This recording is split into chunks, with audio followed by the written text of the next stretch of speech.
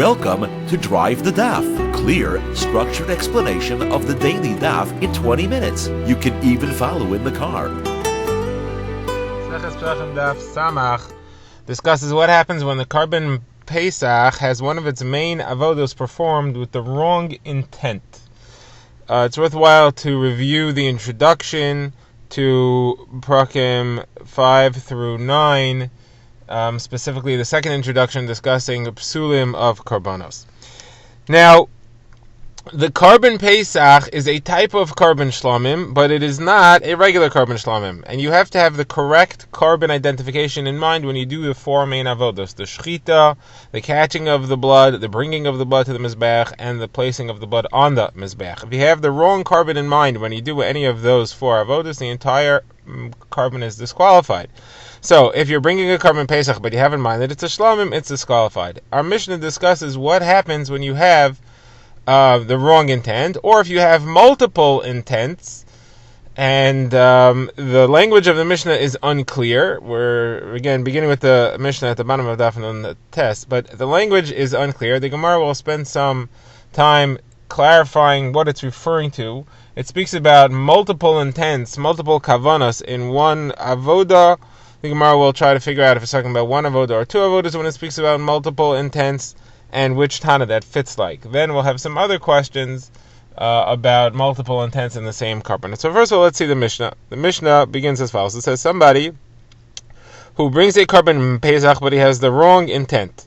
And it's phrased as follows. If he has the wrong intent by the shechita, or if he has the wrong intent by the catching of the blood, the Kabbalah, or the halacha, bringing it to the mizbeach, or the zrika, putting it on the mizbeach, and it lists all those three at once. It says Kabbalah, halacha, and zrika. If he has the wrong intent by those three, as well as if he has the wrong intent by the first one, it's no good. It also says, if he has two intents, it's still no good. And it lists them as follows. If he has intent for the right reason and the wrong reason, or the wrong reason and the right reason, they're both no good, which explains is if he has intent for Korban Pesach and a Shlomim, or a Korban Shlomim and a Korban Pesach, again, of course, Pesach being the right intent and Shlomim being the wrong intent, that's no good. So if he has multiple intents, it's no good, and if he has intents in any of the four avodos for a Korban Shlomim, it's no good. So the Gemara wants to understand, what do you mean when you tell me he has a multiple intents, it's no good? What is that referring to? So the Gemara applies a Malchokas Tanaim, which we've seen elsewhere, about when a person says two things that are contradictory. It's a Malchokas, we've had it before. It's a Malchokas between Rabbi Yossi and Rabbi Meir. What you do when somebody says two contradictory things? Rabbi Yossi says we apply them both. We don't throw any of them out. We apply both of them. Rabbi Meir says no, you take the first one and you just ignore anything else because it doesn't make sense. What's their case? They're arguing where somebody wanted to make a tmura into both an ola and a shlamim. He says this is going to be an ola and a shlamim. So according to Rabbi Yossi, you take them both. That animal has hekdesh, has kedusha of both. You got to wait till it gets a mum, sell it, and split the money half for an ola and half for a shlamim.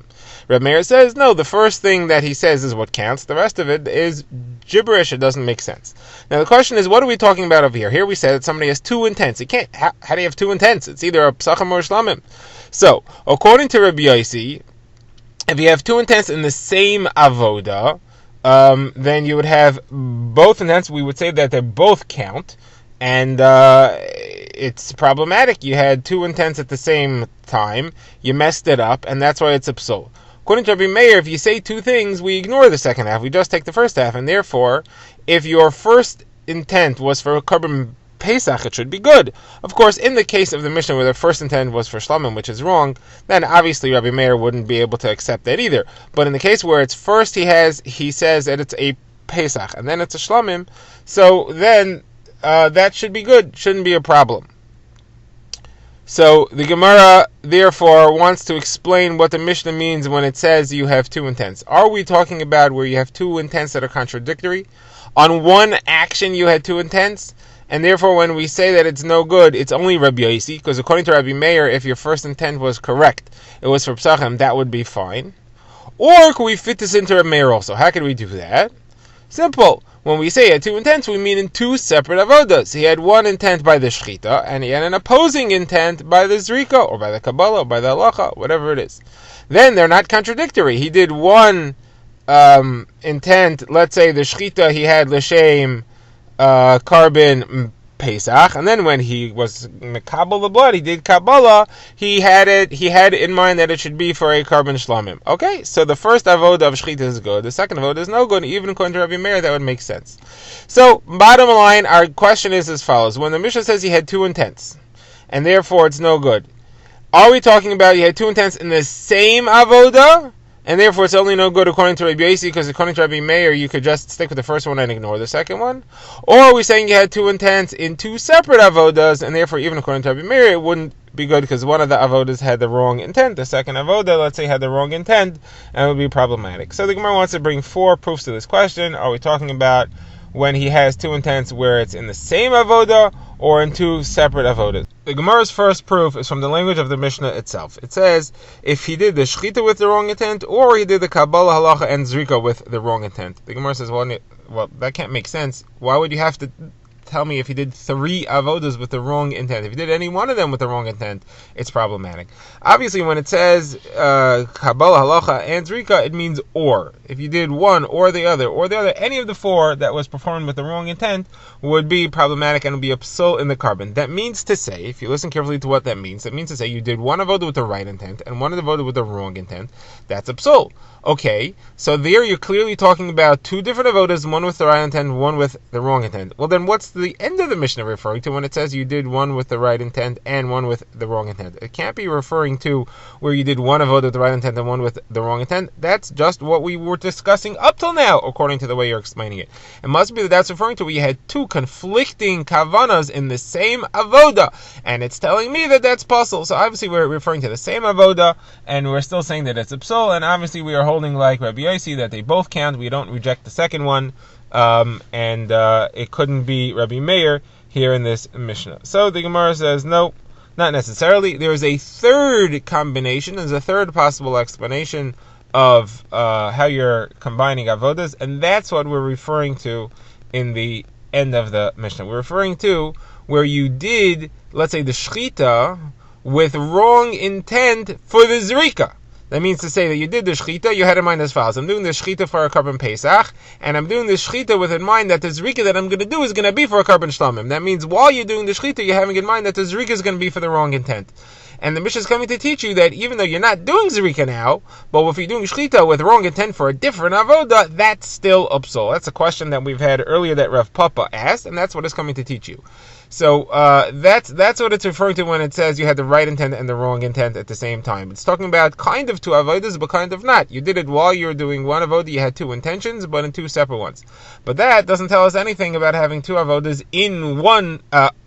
That doesn't tell us anything about having two kavanas in one avoda, specifically where they contradict.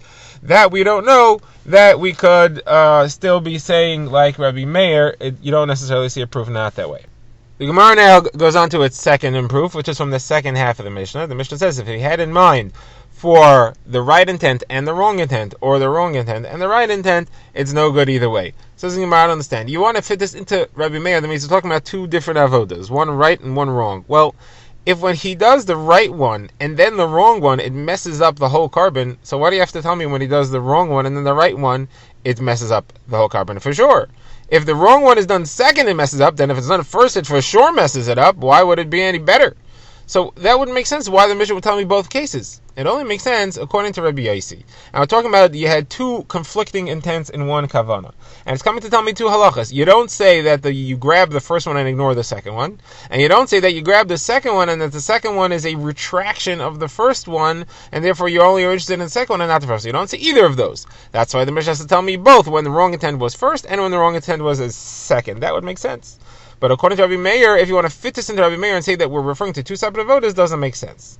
So Gemara says, no, really, I'll tell you that we are in Rabbi Meir, we're talking about two separate avodas, and you're right, it doesn't make sense, but we said it the first way, and then we said the inversion, because we always say, once we say things one way, we say the inverted. That's a common thing that we do for stylistic purposes, and it's not necessarily problematic. Okay, the Gemara's third proof is from the next Mishnah, which we shall see in a few daf. The Mishnah here says as follows: what happens if you had in mind not for the wrong carbon, but for the wrong people? So the halach is most karbanos, if you have them in mind for the wrong people, the carbon is still a kosher carbon, it just doesn't apply for the people that brought it. Here, though, for carbon Pesach, because it has to be eaten by the specific group that registered for it, if you have the wrong people in mind, it messes it up. Also, if you have in mind for a group that can't eat the carbon Pesach, the carbon Pesach is messed up entirely. So the Mishnah there spells this out, and it says if you have in mind for the people who can't eat it, or people who aren't registered for it, or people who don't have a bris milah, or people who are tamei, all these people aren't allowed to eat it, so you didn't have the right people in mind. That's a carbon. The carbon is puzzle. Says the Gemara, these four things. Obviously, they're talking about where they are one avoda. Why does it have to obviously be referring to one avoda? Because there's only one thought. There's four separate cases.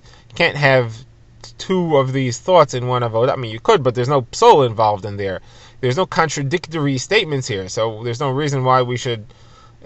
We're not referring to two separate thoughts in one avoda that are contradicting each other. We're referring to each separate soul in one avoda. There are no two contradictory things.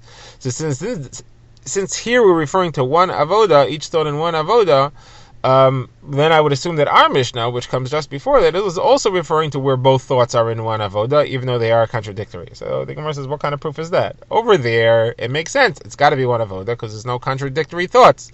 But over here, you have two contradictory thoughts. It makes sense. It's referring to two separate avodas. So the Gemara therefore moves on to its fourth and final raya. And that is the next phrase in the coming Mishnah. And there it talks about contradictory thoughts. But there it's not about what type of a carbon, but about who's eating it. And it says as follows: if you had in mind for the right people to eat it and the wrong people to eat it, there the Mishnah rules that it's kosher. The Gemara says, why is that kosher? Why is that kosher? The halacha is that the halacha is that if you have in mind for two groups of people, some can eat it and some can't eat it, it's kosher because you just need one person to eat one concise of the carbon for it to be kosher, and you did the whole shechita for that one person who could eat it. It doesn't matter if there were other people added on that can't eat it. Now this halacha would be true even if both contradictory thoughts were in one avoda. Because as long as, again, if you have in mind for both people who could eat it and people who can't eat it, as long as some people who are involved that you had in mind could eat it, that's fine. Partial amount of people you're shechting it for that are kosher people makes the whole carbon kosher. Therefore, obviously, it's talking about where you had these two conflicting thoughts in one avoda. If they were referring to separate avodas, then it would give us a wrong implication. We would think that if it was both in the same avoda, it's not kosher. We know that that's not true. It is kosher. So obviously it's referring to where it's in the same avoda. And since the latter part of the coming Mishnah is referring to when it's one avoda, this one should also be referring to, our Mishnah should also be referring to when it's one avoda. The Gemara rejects it for the same reason. The Gemara says, why would you say that? There it has to be talking about one avoda. It's one avoda. Here where it could be talking about multiple avodas, each one has its own thought. It could be talking about multiple avodas, each one has its own thought. You cannot prove from there to here. The Gemara now moves on to another shaila in the halachas of Lashma on a Karban Pesach. This is the direct inverse of our shaila, and the Gemara is going to try to resolve this with two potential proofs. So the question is as follows. We know that on Erev Pesach, which is the right time for bringing the Karban Pesach, you have to have in mind that it's a Karban Pesach in order for it to be kosher. If you have in mind as the shlamim, it's puzzle. What if you're bringing a Karban Pesach in the wrong time? You're bringing it a few days early. So there, it's the inverse. If you have in mind as a shlamim, it's kosher because you're allowed to bring a shlamim then. If, however, you have in mind that it's a carbon pesach, that it's possible, it's the wrong time. So Gemara discusses a case where somebody was makdish a carbon pesach. He said, this is a carbon pesach. He did it many days early. That's fine. Being makdish it early is not a problem. But then a kohen went and brought it early, not on Erev Pesach. And he had two conflicting kavanas. He had in mind that it's a carbon pesach and that it's not a carbon pesach, or that it's a carbon pesach and that it's not a carbon pesach. So here the reverse. Having in mind as a shlamim makes it kosher. Having in mind as a carbon pesach makes it puzzle. So the question is, what happens here? In our Mishnah we saw, we're having in mind as a carbon pesach makes it kosher and a shlamim makes it puzzle. We saw that either way, whichever order you had it in, the shlamim that you had in mind makes it puzzle.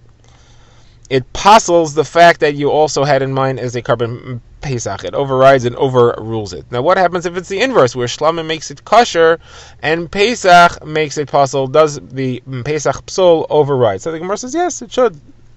The Gemara says that Rav Dimi said, I said this over in front of Rav Yirmiyah, and I said you should compare the two. The puzzle one overrides the kosher one, and it should mess up the entire thing, and it should be a puzzle carbon either way.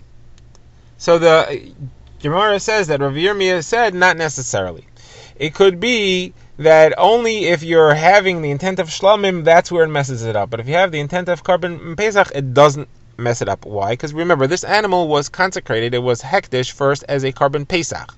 When you then shechted as a shlamim, that's wrong intent, wrong carbon. Wrong carbon always messes up a carbon. And a carbon chatas, carbon oil, carbon pesach, carbon shlamim, whatever you want. You shechted as the wrong thing, it messes it up. Therefore, that's a very powerful shter. It's a very powerful deterrent. It's a very powerful psul to what you want it to be, and it'll mess it up even if it's together with a correct thought. Here, however, you're having the right thought, and that's messing it up. You were makdashit as a carbon pesach. If you would have shechted it as a carbon shlamim, it would be kosher because it's the wrong time. But you're now having in mind also as a carbon pesach. That's the psul. That's a very weak psul. You don't find it in any other carbon that having the right intention messes up the carbon. That's very weak. You only find it here in a carbon pesach, and only sometimes when you shechted it in the wrong time. That's where having the right intent messes it up, and having the wrong intent would make it okay. So that's a very weak psul that would not override the correct intent that you would have. Okay, now the Gemara moves on to its second raya. We rejected the first one. Now let's discuss the second raya, and this one comes from Rava. The Gemara says, "I'll prove to you that having in mind later, when your second intent was that it should be not as a carbon pesach, that's enough to kasher it and make it okay. Having in mind first as a pesach and then as a shlamim is okay. The second correct intent overrides the first incorrect intent as a carbon pesach. How do I know? Because what's the halacha if he never has in mind as a carbon pesach?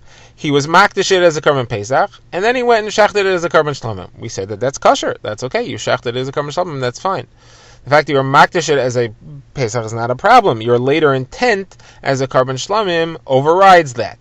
So Gemara says, well, why should that be different if he had in mind in between as a carbon pesach? What's the problem? Whether you had in mind in between as a carbon pesach or not, its original designation was a carbon pesach, and your later intent at the time of shechita as a carbon shlamim overrides it. So you see that a later intent as a shlamim could override an original status as a carbon pesach. So whether he explicitly had a point where he had in mind as a carbon pesach shouldn't make a difference. Either way, he was first makdashit as a carbon pesach, and you can override that with a later intent as a shlamim.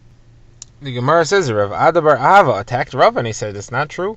I'll prove to you that where you had explicit intent for one reason is much harder to override than if you were just originally makdashit for that reason. How do I prove that? From the case of somebody who had in mind for the correct eaters and then he had in mind for the wrong eaters. The halacha is, if he originally had in mind explicitly for the correct eaters and then he had in mind for the wrong eaters, the later kavana that he had in mind for the wrong eaters does not override the original proper intent for the correct eaters. You can't override an explicit kavana originally for the right eaters, like we saw earlier. However, if he never had in mind for the right eaters, he just was makdash the carbon regularly, and then he shechted it for the wrong eaters without having any right eaters in mind, that's puzzle. So you see that case, even though your original hektish was for the right eaters, but since you never had in mind for the right eaters, you just had in mind for the wrong eaters, your kavanah for the wrong eaters overrides your original hektish because you never had an explicit kavanah for the right eaters. Now, that only works there, but in the case where you, as we said, if you had explicit intent for the right eaters and then for the wrong eaters, the later intent for the wrong eaters doesn't override the original intent for the right eaters, and the carbon is still kosher. So obviously, correct intent is stronger and harder to override than the original status of how you were makdish it. So how could you say in our case to bring a proof from the overrides, from the ability to override a non-explicit kavanah at the time of hektish to the case where you have a explicit kavanah that you're trying to override by having in mind as a shlamim later? The Gemara says, Rava answers, you can't prove one from the other. You can't prove the intent of the hektish, the regular stam hektish for the right eaters. That's a far weaker hektish than the hektish for a carbon pesach. You know why? because the hektish for the right eaters could be easily withdrawn. Any of the people that's registered for the carbon could unregister and transfer it to someone else. Before the actual shechita happens, you have a right to change who the set eaters are. So that's very not set in stone, and therefore that could easily be overridden, even though a specific intent for the right eaters can't be overridden by a later intent for the wrong eaters. However, when you're talking about the designation of the carbon as a Pesach, there the status of its hektish is just as strong as your original intent for hektish for shlamim or for Pesach, and if it's overridden, if the intent of the hektish is overridden by a later intent as a shlamim, so too an original intent as a Pesach explicitly should be overridden by a later intent as a shlamim. Okay, now the Gemara moves on to another shayla. One of the unique halachas from a carbon Pesach, as we've discussed in the introduction, one of the unique halachos is that if you have the wrong people in mind when you shecht it, the carbon is puzzled entirely. Most other carbonos does not happen. If you have the wrong people in mind, the carbon is still kosher. It just doesn't work for the people that it was supposed to, because you didn't have them in mind. But for a carbon Pesach, it is a psul entirely. Question is, if you would have that psul on a carbon Pesach, that is, you had the wrong people in mind, is that enough to cancel its status as a carbon Pesach? And if it was in the wrong time, therefore the carbon would still be kosher. Meaning a carbon Pesach in the wrong time is puzzle, because you can't bring a Pesach in the wrong time. But if you bring a puzzle carbon Pesach, it reverts to being a shlamim. And a shlamim in the wrong time of a carbon Pesach is fine, as long as it's not a carbon. If it was puzzled from being a carbon Pesach, it's a kosher shlamim. So does the psul of the wrong people puzzle the carbon Pesach enough that if it's brought in the wrong time, it reverts to a shlamim, and now it's kosher because it's not a carbon Pesach anymore, it's a regular carbon shlamim.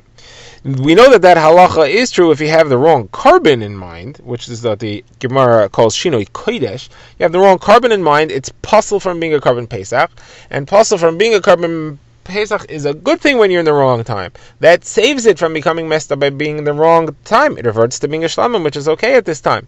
Question is, does that apply when it's just for the wrong people? Does that also help? So Gemara says, Rav Papa says, yes. You have in mind for the wrong people. In carbon Pesach, that's a psul. In carbon Pesach, that is puzzle, reverts to being a shlamim. So if it's the wrong time, it's kosher, not a problem.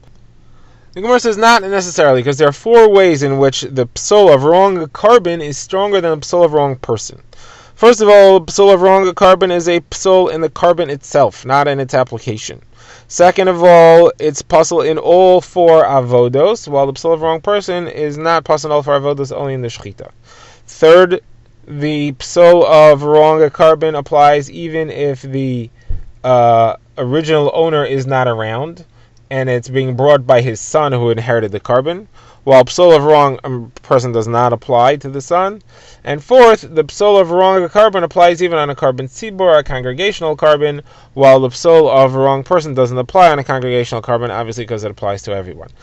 Since the psul of wrong carbon is stronger in these four ways than the psul of wrong person, psul of wrong person is not strong enough to take it out of being a carbon Pesach and make it a carbon shlamim in order to make it kosher when it's in the wrong time for a carbon. Drive the Daf is a project of the Grand Woodlands Shul and is presented by Rabbi Yitzchak Landa. Find us on YouTube or subscribe to daily emails by emailing drivethedaf@gmail.com.